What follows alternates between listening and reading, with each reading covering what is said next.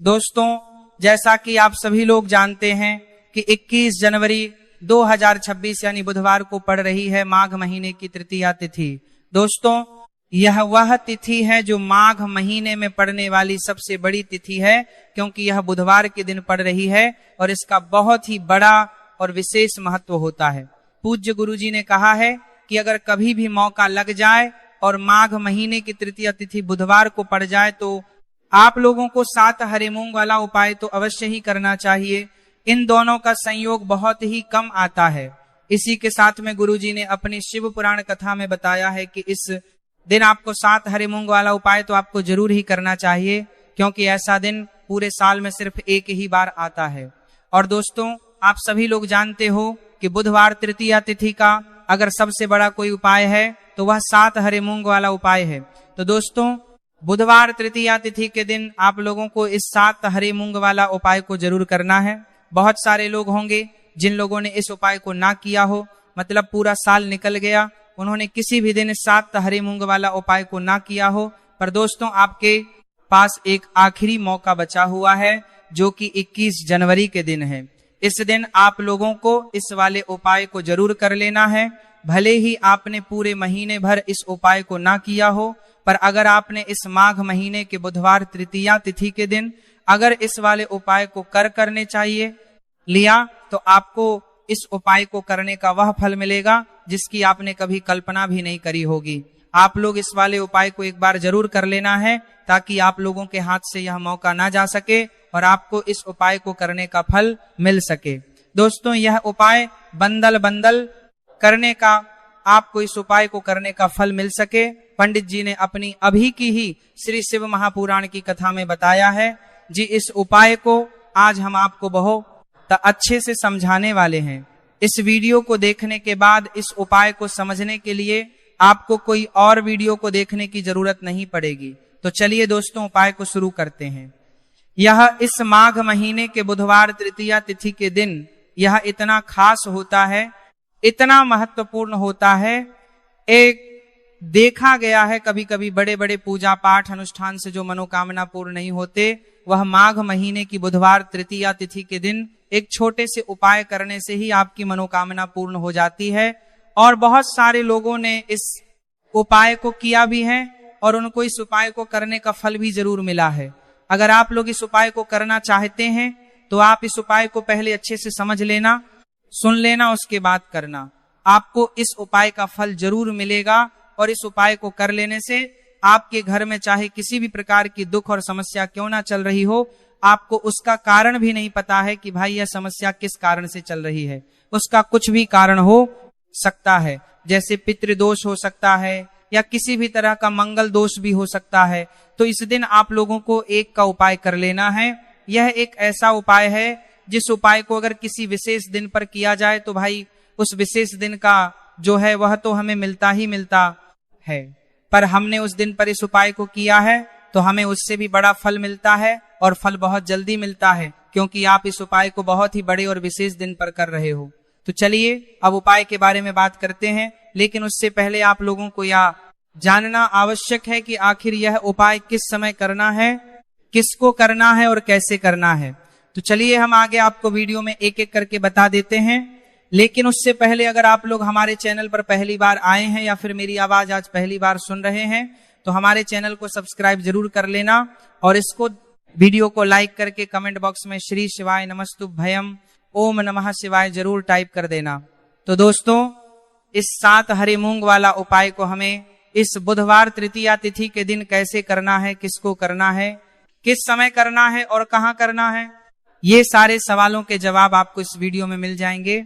और जो ये वीडियो देखेगा भाई उसको 7 हरे मूंग वाला उपाय जरूर करना चाहिए, क्योंकि इस दिन एक हरे मूंग का भी बहुत ही बड़ा और विशेष महत्व होता है।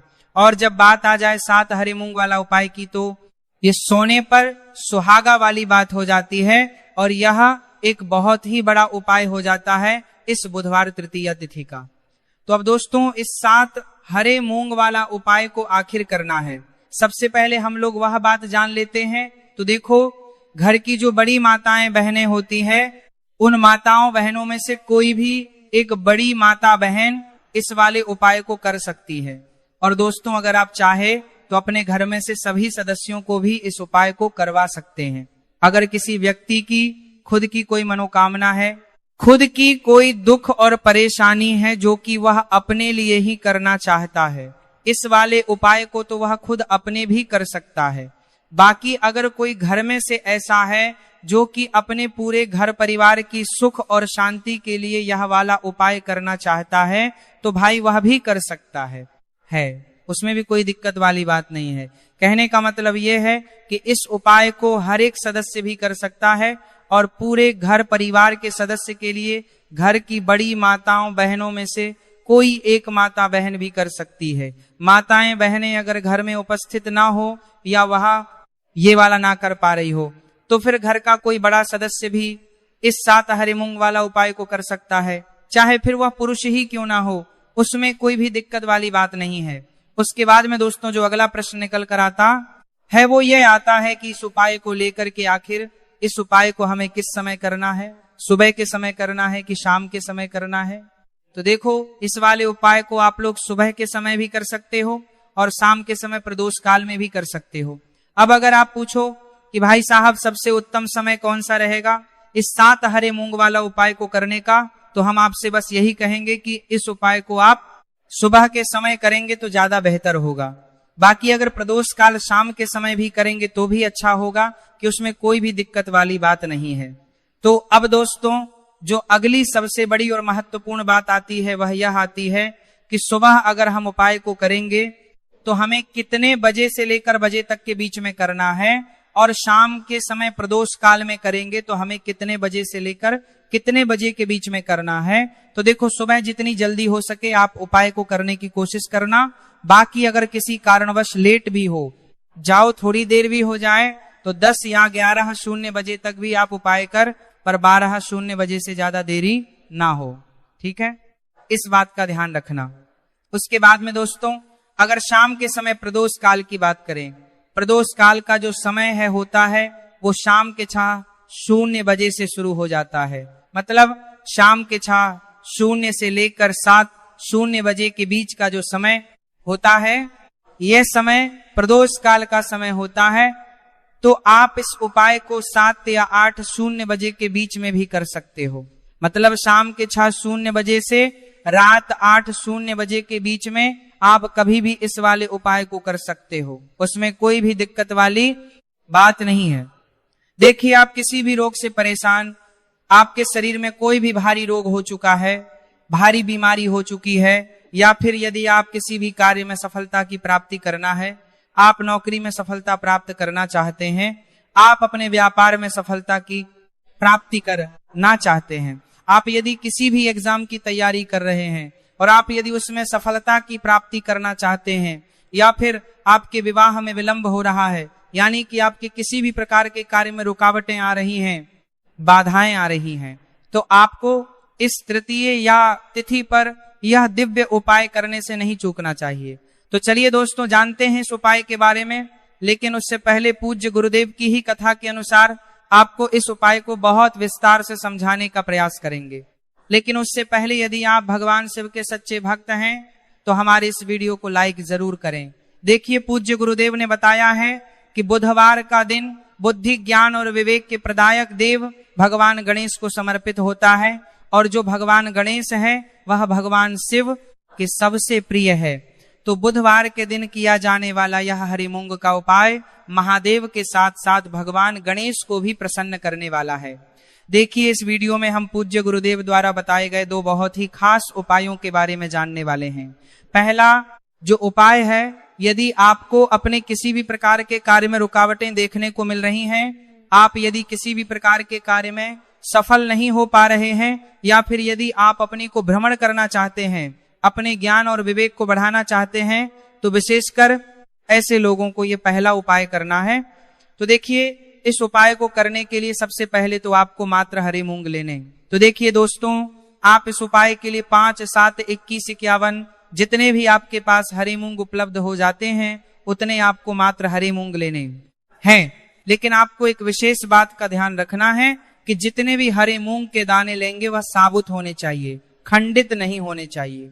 इस बात का आपको विशेषक ध्यान रखना होगा।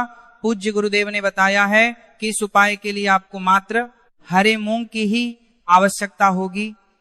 तो देखिए, मात्र आपको जो ये हरे मूंग है इन्हें सीधे लेकर के पहुंच जाना होगा भगवान शिव के मंदिर में। देखिए दोस्तों, गुरुदेव ने बताया है कि इस उपाय को आप सुबह से लेकर के शाम तक किसी भी समय में कर सकते हैं, लेकिन यदि आप पास समय है तो आप इस उपाय को प्रदोष काल के समय में भी कर सकते हैं, क्योंकि जिस दिन तृतीया तिथि की तिथि होती है उस दिन प्रदोष काल के समय में साक्षात भगवान शिव शिवलिंग में ही विराजमान होते हैं।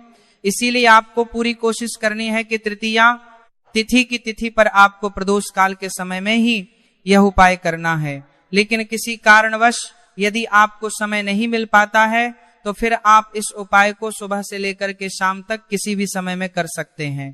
तो देखिए दोस्त, सबसे पहले तो आपके पास जितने भी हरे मूंग, चाहे आपके पास 5 हरे मूंग, 5, 7, 21 जितने भी हरे मूंग हैं, उन्हें आपको अपने सीधे हाथ की हथेली में रखने हैं और आपको अपनी मुट्ठी के अंदर इन हरे मूंग को बंद कर लेना है। अब देखिए, आपको यह जो हरे मूंग की मुट्ठी है इसे सबसे पहले तो भगवान शिव के शिवलिंग से स्पर्श करवानी है। देखिए दोस्तों, आप सभी को पता है कि जब हम शिवलिंग पर कोई भी सामग्री अर्पित करते हैं उससे पहले हम अपनी मुट्ठी के माध्यम से उस सामग्री को शिवलिंग पर स्पर्श करवाते हैं।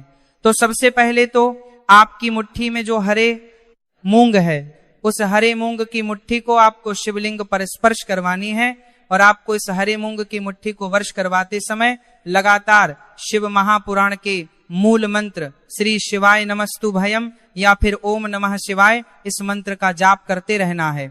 इसके बाद आपकी जो भी कामना है, जिस भी प्रकार के कार्य में आपको रुकावटें देखने को मिल रही है, आपके जीवन में जो भी बीमारी है, जो भी आपके जीवन में रोग चल रहे हैं, या फिर आप अपने जिस भी प्रकार के कार्य में सफलता की प्राप्ति करना चाहते हैं, यानी कि यदि आपकी किसी भी प्रकार की मनोकामना है तो उसे आपको महादेव के समक्ष रख देनी है। देखिए, आपको अपनी मुट्ठी को शिवलिंग से स्पर्श रख के ही आपकी जो मनोकामना है उसे महादेव के समक्ष रखना है।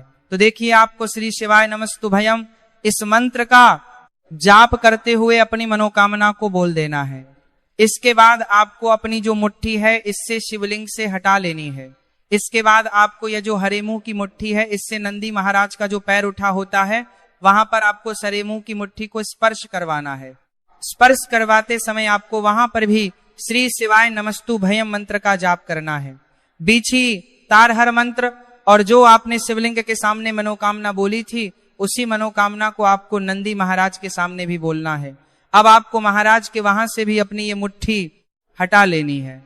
अब इस मुट्ठी को सीधे आपको लेकर के पहुंच जाना है आपके आसपास या फिर शिव मंदिर के आसपास जो भी बेलपत्र का वृक्ष है वहां पर। देखिए, बहुत ही अचक उपाय है और यह जो उपाय है आपको सिर्फ एक बार ही करना है। विशेष बुधवार के दिन जब भी कोई भी विशेष तिथियां पड़ती हैं तो उस पर ही यह उपाय किया जाता है, इसीलिए यह उपाय आपको बहुत ही ध्यान से समझना है।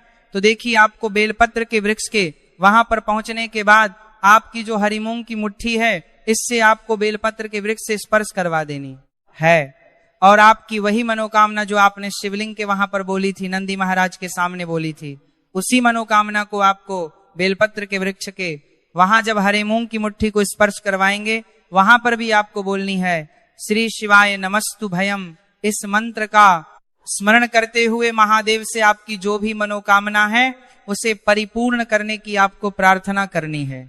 अब देखिए दोस्तों, फिर आपको अपने घर आ जाना है। पूज्य गुरुदेव ने बताया है कि बुधवार की तृतीया तिथि के दिन जो भी व्यक्ति इस उपाय को करता है तो उसके जीवन की ऐसी कोई मनोकामना नहीं, कोई कार्य नहीं जिससे सफल नहीं किया जा सकता है। अगर आप अपने विवाह के लिए उपाय कर रहे हैं, नौकरी के लिए कर रहे हैं या फिर अपने व्यापार के लिए यह उपाय कर रहे हैं और यदि आपने दिल से प्रार्थना की है तो महादेव भी आपकी पूरी प्रार्थना जो है उसे दिल से ही स्वीकार करते हैं। इसीलिए आपको इस बुधवार की तृतीया तिथि पर यह दिव्य उपाय अवश्य ही करना चाहिए। अब दोस्तों, हम जान लेते हैं पूज्य गुरुदेव द्वारा बताए गए दूसरे खास उपाय के बारे में। मैं देखिए दोस्तों, पूज्य गुरुदेव ने बताया है कि यह उपाय भी आपकी किसी भी प्रकार की मनोकामना को परिपूर्ण करने के लिए, देखिए, इस उपाय को करने के लिए मात्र आपको एक दीपक की आवश्यकता होगी। दीपक जो है आप अपने घर पर शुद्ध आटा मनकर उसका ही तैयार करेंगे। अब देखिए, इस दीपक में आपको लंबी रुई की बाती का प्रयोग करना है। साथ ही साथ इस दीपक में आपको शुद्ध घी का प्रयोग करना होगा। अब देखिए, इस प्रकार से दीपक तैयार करने के बाद इसी के साथ में आपको एक हरा साबुत मूंग का दाना ले लेना है। अब देखिए, ये जो दोनों ही सामग्रियां, इन्हें लेकर के आपको सीधे पहुंच जाना है भगवान शिव के मंदिर में। देखिए, ये जो उपाय है विशेषकर आपको शाम को प्रदोष काल के समय में ही करना होगा। देखिए, आपके पास जो ये लंबी बाती वाला दीपक है, इससे आपको शिवलिंग के सीधे तरफ जहां श्री गणेश जी का स्थान होता है, उनके पास में आपको ये जो लंबी बात वाला दीपक है, सबसे पहले तो इसे आपको रखना है। देखिए, शिवलिंग पर गणेश जी का स्थान होता है, उससे थोड़ा सा दूर आपको यह दीपक रखना है और इसे आपको प्रज्वलित करना है। इसके बाद आपके पास जो एक